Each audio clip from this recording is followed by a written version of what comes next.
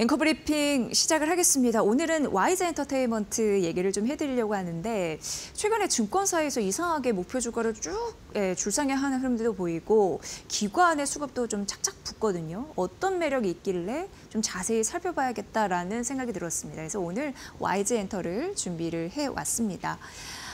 첫 번째 페이지를 보시면 월드스타, 블랙핑크 얘기가 좀 많이 나오는데 올해의 월드 투어 일정이 이렇게 쭉 공개가 됐습니다. 월드 투어 한 적을 이렇게 생각해 보니까 2년 전에 2022년 10월부터 약 1년간 진행이 됐었는데 그렇게 따지면 지금 2년간의 휴식기를 거친 겁니다. 그런데요, 그 사이에 로제나 제니나 좀 개인들이 멤버들이 활동을 잘 해줬기 때문에 이 블랙핑크의 인기는 더 높아졌나라는 생각이 많이 드실 것 같습니다. 그게 월드 투어의 답안지에 좀 담겨 있습니다. 보니까 예전에는 블랙핑크의 월드 투어가 스타디움, 굉장히 큰 공연장, 그거보다 적은 아레나 이렇게 좀 섞여 있었다면 이번에 공개된 월드 투어의 시리즈를 쭉 보니까 대부분 대규모의 스타디움밖에 없더라. 그 얘기인즉슨 관객을 많이 받아서 돈을 많이 벌겠네 이런 생각이 딱 드는 거예요. 올해 7월부터 대한민국의 고양 스타디움에서 진행을 하는데 최대 3만 석을 확보할 수 있게 됩니다. 그리고 일주일 뒤에 블랙핑크는 미국 LA에 가서 북미 일정을 시작을 합니다. 이렇게 쭉 보면은 프랑스 같은 경우에는 최대 7만 석인데 이전 월드 투어 대비해서 규모가 비슷합니다. 그런데 살펴볼 부분은 올해 8월에 스페인 처음 스페인 보면은 이제 5만 석이 넘는데 이게 규모가 좀 늘었다라는 부분 좀 말씀드리고 처음 열리는 건 이제 이탈리아에서 처음 월드 투어를 가거든요. 여기가 최대 4만 석입니다. 그리고 한 가지 더 볼 게 영국인데 영국에 웸블리 스타디움이라는 곳이 있는데요. 여기가 한국의 K-팝 여자 아이돌 역사상 최초로 이곳 가서 공연하는 입성을 한다는 데서 의미가 있는 것 같습니다.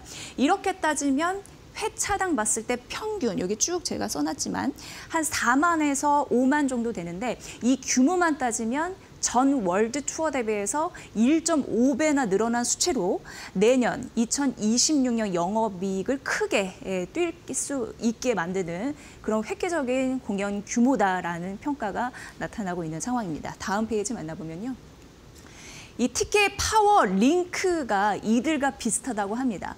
테일러 스위프트, 두아리파, 콜드플레이, 티켓 파워 링크가 글로벌 스타와 못지 않다라고 하니까 앞으로의 실적 성장도 2025 블랙핑크 월드 투어에서 나타나지 않을까라는 생각해보면서 블랙핑크나 위너나 그리고 악동 뮤지션 같은 경우에는 고연차잖아요. 근데 두 번째 페이지 저연차에서도 IP가 수익이 지금 발생하고 있다라고 하고요. 대표적으로 트레저와 이 베이비 몬스터 얘기를 할 수 있는데 베이비 몬스터 같은 경우에는 지금 데뷔 1년 만에 월드 투어를 개최하면서 수익을 내는 본격적인 구간에 진입을 했고 사실 앞으로 실적을 더 당길 가능성이 있다라는 부분에서 주목을 하면서 수익을 내는 기간을 굉장히 단축시킨 그런 효녀들로 통하고 있고요. 저연차 IP들의 수익이 이제 본격화되면서 음반, 음원, 공연, 펫 굿즈 그리고 로열티 출연료, 매출 성장에 기여를 하고 있는 상황이고요.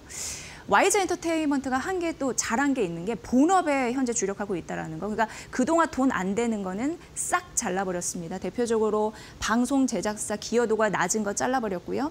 댄스 레이블 같은 경우에도 매각을 하면서 본업에 집중하는 흐름들을 나타냈다라는 데에서 긍정적입니다. 그래서 4분기 실적도 보답한 게 원래 손실 날 것으로 예상이 됐었습니다만 영업이익이 13억 원으로 1년 새 200% 이상 성장한 흐름들이 나타났습니다. 자, 세 번째 페이지 만나보도록 하겠습니다. 그래서 증권사 같은 경우에는 더 간다라고 얘기를 하고 있고 대부분이 긍정적으로 냈는데 목표 주가를 최근에 올린 그런 증권사를 얘기를 해놨고 한 가지 더 보자면 기관의 수급이 최근 붙고 있는 상황인데 여기가 이제 기관이거든요.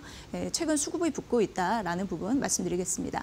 와이즈 엔터가 이렇게 증권사에서 목표가를 상향하고 있는데 지금 중국 한학령 해제에 대한 기대감이 있죠. 중국 공연까지 재개가 된다면 긍정적인 가능성이 좀 많아 보이죠. 고연차, 저연차, IP 수익 그런 부분으로 실적 모멘텀이 앞으로도 향후 좋아질지 지속적으로 봐야 된다고 하니까 참고해 보시면 될 것 같습니다. 앵커 브리핑 시간이었습니다.